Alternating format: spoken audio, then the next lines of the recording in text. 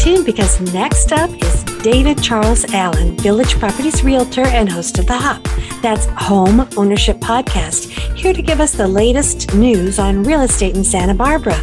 Welcome to The Hop. This is David Charles Allen, Realtor at Village Properties in Santa Barbara, California, with my great friend and co-host, Patti Teal. I'm doing wonderful today, Patti. How you doing? I'm doing great. While I miss Santa Barbara terribly, I have to admit we're having some pretty nice weather here in Florida right now. How's it looking out there? Oh, it's cool in the morning, so I'm taking Ollie to the park, but then it gets up to, maybe the high 70s, perhaps 80 in the mid-afternoon, and then cool again in the evening. So if only it would stay this way all year long.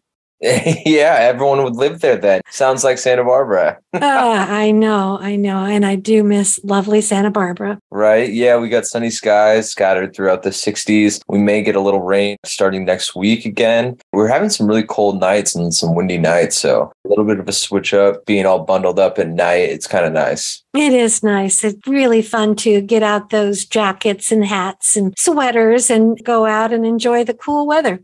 Yeah, what's funny about here too, we get temperatures in like the 50s and 60s, and then we have the 80s. And if you talk to anyone, they're like, oh, I just wish it was hotter. And then when it gets to 80s, they're like, oh, I wish it was colder. And then it's just like, it is so true. I know people complain, it is so hot today. And compared to how hot it gets here, it is just nothing. So it's all relative for sure. Yeah. And if you're in Nebraska too, it's 0 degrees. So I know you can't complain to them.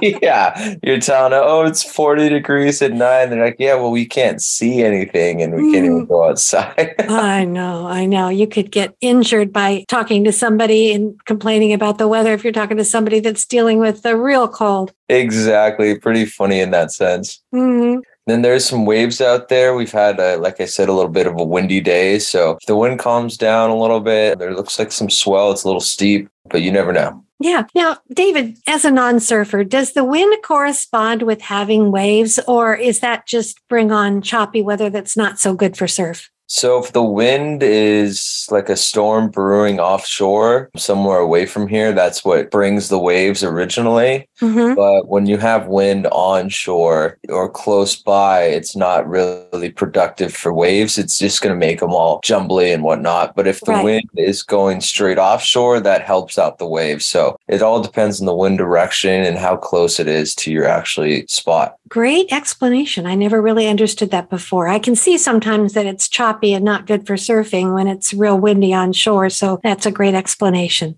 Yeah. And then Santa Barbara has this weird kind of inward coastal down to Ventura. So there's spots even in town where if it's blown out and windy in certain spots, there's some other spots that like that wind and you'll have like really good surf there. So it's kind of funny how we have all kinds of different little surf spots because of our coastline. Right. The secrets that only the surfers know. That's right. Mm-hmm. And then in terms of how interest rates are performing, we're at 5.375 for 30-year jumbo and 6.125 for 30-year conforming. So again, they're back up slightly. So the last few weeks now, they've gone up a little tick each time. I think it's just more difficult to judge what's really going on. It's kind of on a week-by-week basis, it seems like. Right. And up to in the 6%, that's a little higher than we've had. Yeah, I mean, we had 6% at the end of last year, beginning of this year, but we dropped back down to 5, high 5s, and now back up to 6. It's like, who knows? Yeah, and David, I'm just going to ask you a quick question about jumbo as compared to conforming. I know you've explained this before, but what is the difference? So jumbo is essentially a higher loan amount than conforming. So all conforming loans get sold to or backed by Fannie and Freddie. And I think it's up to like 620,000 or something now. My number could be off. So if your loan amount is 620 or under, then you are a conforming rate. And conforming is usually typically a little bit easier to apply for and get accepted for. And then jumbo, you're going to have to show a little bit more background history and stuff like that. Well, thank you for that explanation as well. In terms of how the listings have performed, we had 36 new listings, 11 price changes, 10 that closed, 27 that went pending and 10 that were coming soon. So, I mean, that's great to see with new listings and coming soon. So we're in the high 40s, almost 50s. And that's really bringing up, that's the number we're looking for in terms of bringing the supply back up. Oh, that's great, because I know you've been talking about typical market is in the 40s, 50s, and 60s. So with 36 new listings, you're getting really close. Yeah, we're getting close, and it's just kind of that kind of time of year. Everyone's back in the flow of things. The new year's over. I guess there's not really like a holiday coming up anytime soon or anything like that. School's coming to an end in the next couple months. So everyone's starting to put that back on their plate of like, hey, what's going to be our next decision and where we're going in life. Right. Spring is always a good time to be thinking about a new house if you're in the market. Yeah, it's a good time. I mean, it's always difficult to judge the market. I mean, it's better to sell because there may be more buyers, but then there's more competition. So it's very interesting in terms of timing always. Any questions of the day for me? I do, David. It's more of a discussion, and I'd love to get your input on it and your expertise. So one of the things that everybody loves about Santa Barbara is its charm. And part of that is the architecture. You have the colonial aesthetic and the red tile roofs, and you don't have the high rises, but it does make it hard for new projects to get approved. And I know that ever-feared architectural board of review can be very strict, and some people might say overly strict. So I just wanted to have a discussion about that and what your feelings are and the pros and cons of that kind of an environment. It's interesting because it definitely keeps Santa Barbara with its charm in a sense, but it definitely limits the ability to add more people to the city.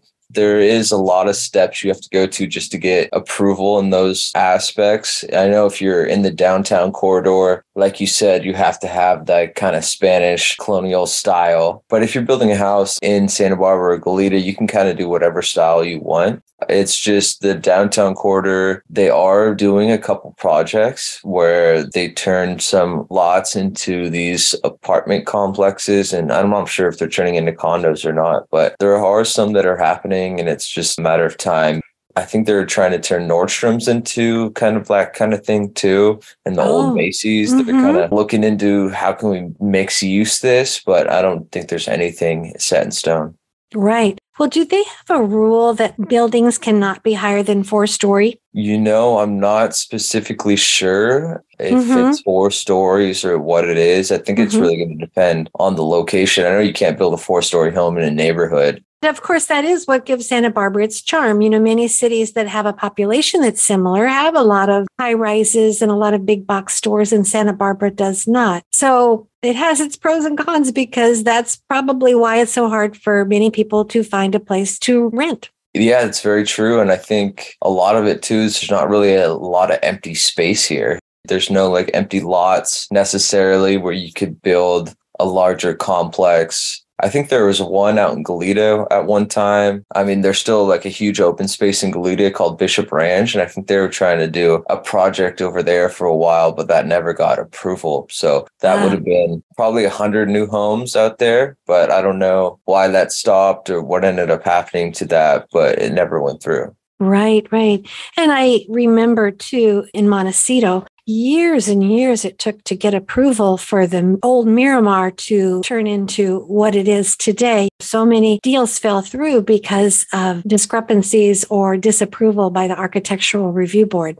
Yeah, and then you're dealing with the Coastal Commission too, so that always makes one extra layer you're dealing with. So right. You're always adding more things into it. It just takes more time, typically. But of course, it is why Santa Barbara is Santa Barbara and so beautiful. Yeah, it makes it nice that it's not these huge sky rises everywhere, and traffic's already pretty bad in certain places. You have a lot of people that have to commute from somewhere more affordable like Lompoc or Santa Ynez or Buellton, Ventura, Oxnard, Camarillo. So this is a lot of people from those areas on a day-to-day life, but not necessarily live here. Right. And there's so many areas I'm discovering that have an issue that's similar. May not be quite as dramatic as Santa Barbara, but I live in Fort Myers and a lot of people commute to Naples, so that traffic is terrible. Or when I lived in the Sedona area, a lot of people lived in Cottonwood, which was more affordable, and commute to Sedona. So it just seems to be something that people deal with in a lot of areas across the country.